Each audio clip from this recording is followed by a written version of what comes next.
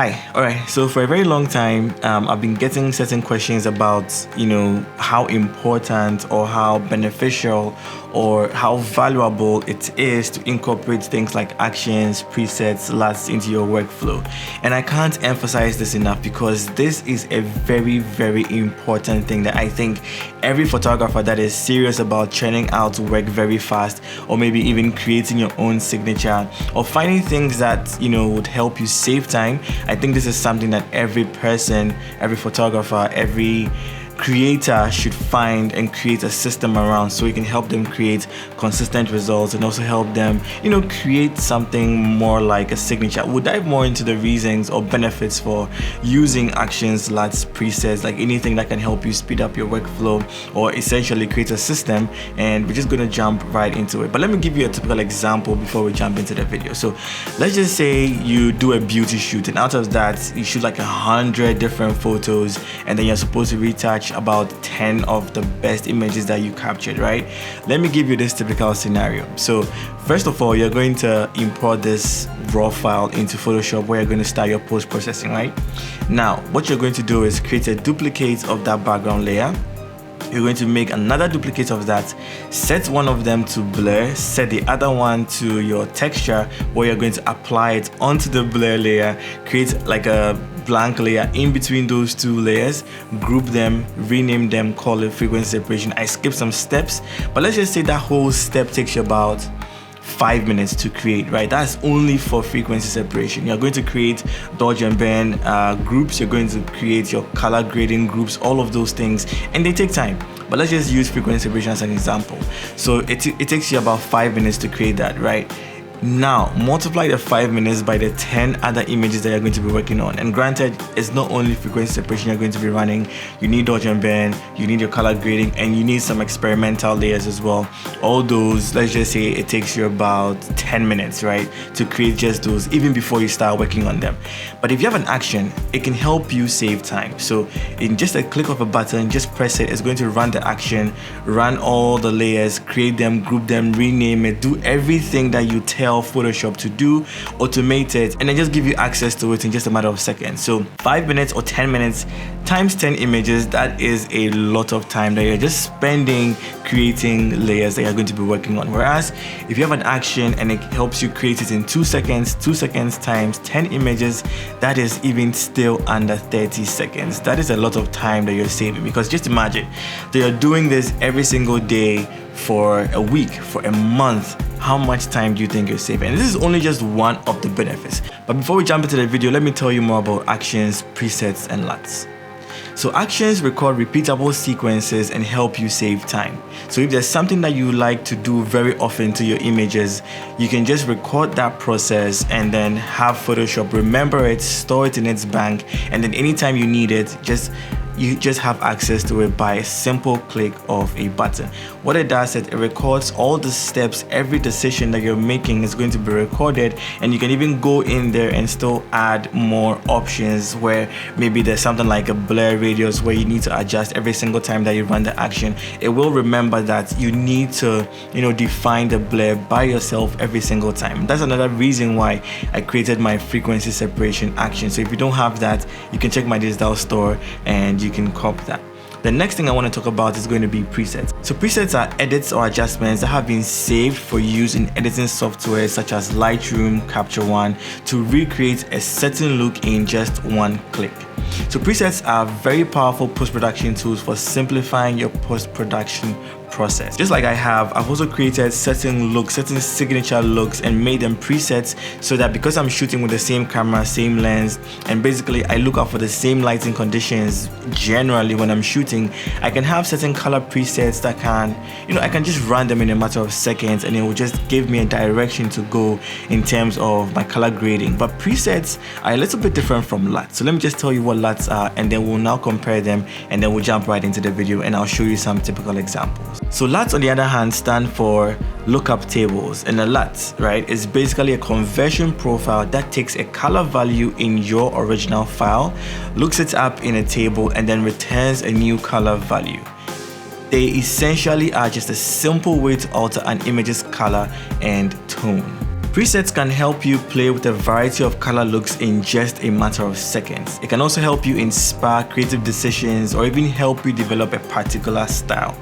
Presets can also help you edit multiple images at once, and it can also help you create a consistent theme and a series of photos. So the reason why I prefer, or most of the time I'm using presets, is that first of all, you're working on the raw file, right? And what it does is just like an action, it remembers all of the different parameters that you're sliding or changing, and then when you click on the preset button, it's just going to remember all those little adjustments that you made and apply it onto the image. But the main difference between that and a LUT is that for a LUT, it usually just affects the color and tone. So that is all that you're limited to. And as soon as you apply that LUT, you can't really go back and then make adjustments. All you can do is just probably play with the opacity or the fill. But with presets, you can still go, it remembers a lot more than just color and tone. For example, your brightness, exposure, contrast, dehaze, it remembers basically all the parameters that you're changing, and so it still gives you that flexibility after the fact to still make further adjustments, and I'll show you when we jump onto my screen. So for me, for example, I created these action sets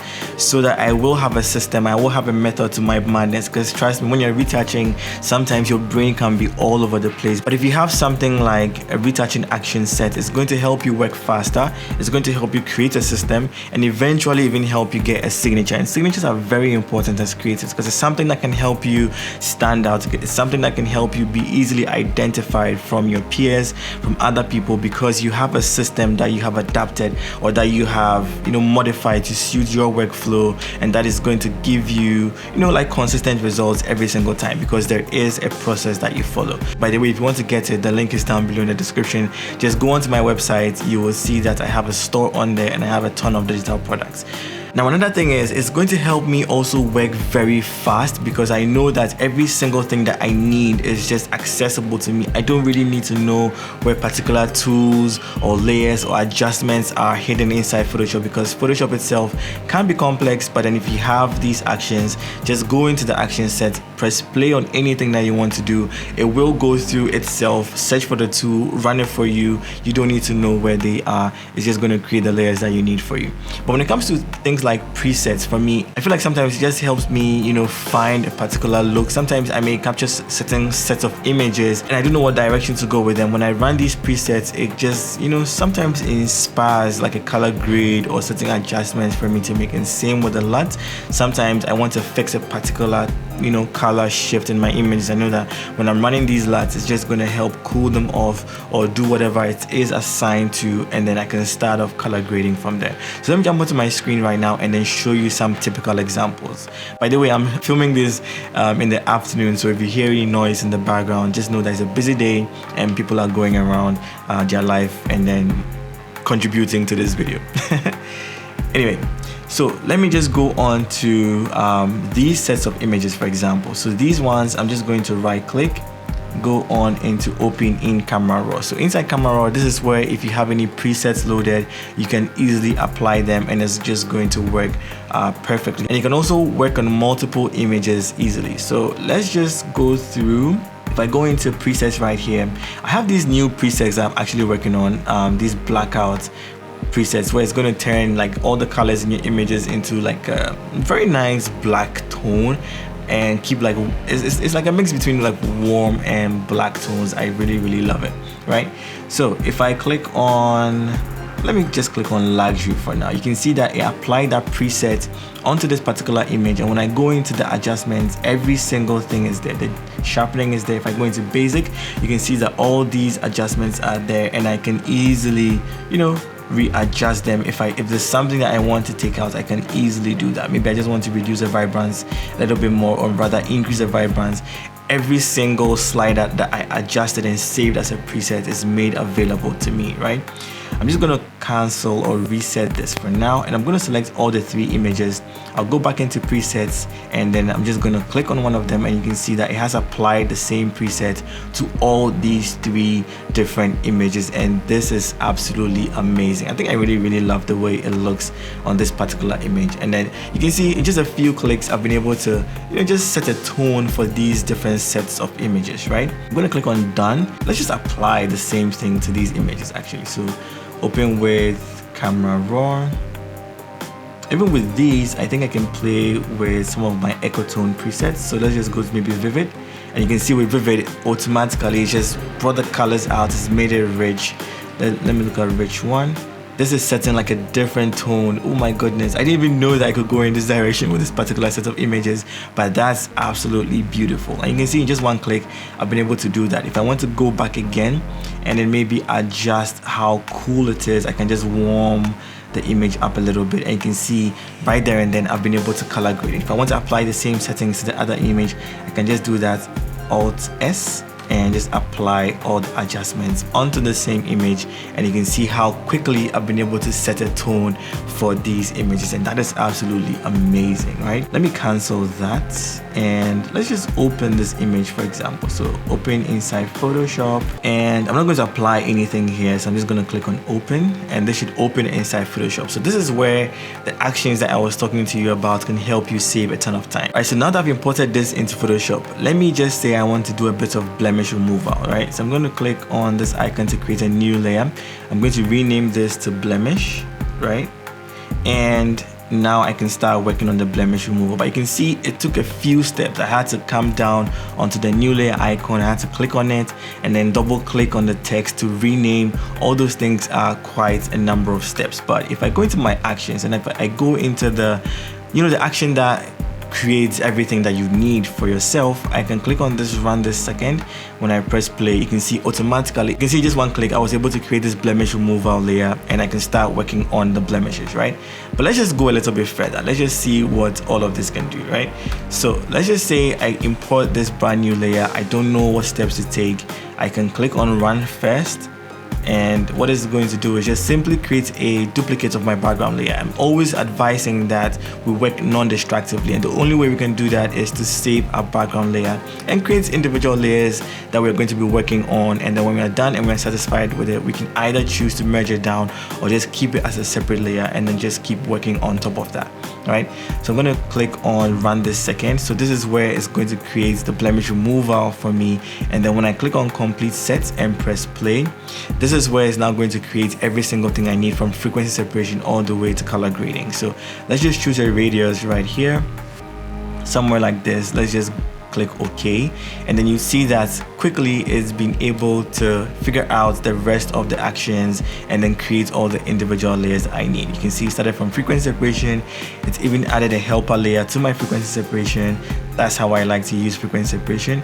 Then inside the dodge and burn, I have my dodge and burn layers, and I also have a helper layer for the dodge and burn. Everything has been automatically inputs into the action and saved it, and it remembers it. So every single time I need it, I just press play, and in case I don't know what steps to take, I know that okay, so when I start with blemish removal, I'm going to go into frequency separation, then I'll go into dodge and burn, then I'll do a global dodge and burn, and I can do a color grade. So speaking of color grading, this is where the LUTs and stuff come in, right? So first of all, with the way I created my color grading group, when I click on that, for example, I can just go in here and then click on any of my LUTs, and it's quickly just going to apply like the LUT or the feel to the image, and then I can still go further into like maybe color balance and then just make my own adjustments. I'm just being random here, guys. This is just to let you know that it creates everything that you need for you, and it's saving you a lot of time. But let's just say I'm someone who knows exactly what I want to do and the steps to take and everything, right? I'm just gonna delete all of this for now. I'll go into the actions, and I'm going to go into the individual actions. That you can see I have a ton of them in there. I have realistic skin texture, film grain, noise, color grade. So let's just say I want to start with something like anti-red, right? I'll just press play, and what this has done is it's removed some of the redness in the image. So when I zoom in a little bit, in just one click, I didn't have to figure out anything. It's automatically taking out the redness in the image and made her melanin skin tone pop even more. Maybe there's something else I want to do. Maybe I want flatten the image. Just click on that, press play, and automatically every adjustment I've made so far has been flattened. And you can see these are things that are going to be saving you time, right? So let me just use the frequency separation as an example. So I'm going to hit Command J twice. I'm going to rename this to low. I'm going to rename this to high, because we know low is for the blur, high is for textures, right? I'll just click on the low layer, go to filter, come down to Gaussian blur if I can find it.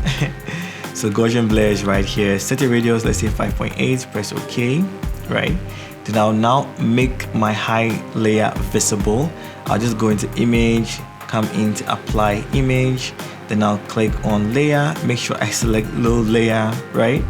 These are things that you have to remember. Come down here, go on into subtract, make sure scale is 2, offset 128, press OK. Now this has become my frequency separation adjustment layers, right? The last thing I need to do is change it from normal to linear light, if I can find linear light. And you can see I've been able to create a frequency separation group, but this took quite a number of steps. And in there, if I want to create my helper layers, I now need to go further and create helper layers. Also, if I want to create like the blank layer again, you can see this is taking a lot of time and it can sometimes be a bit frustrating. But if I delete that real quick, go into my actions, this is a 16-bit image, I make sure I select 16-bit frequency separation, press play.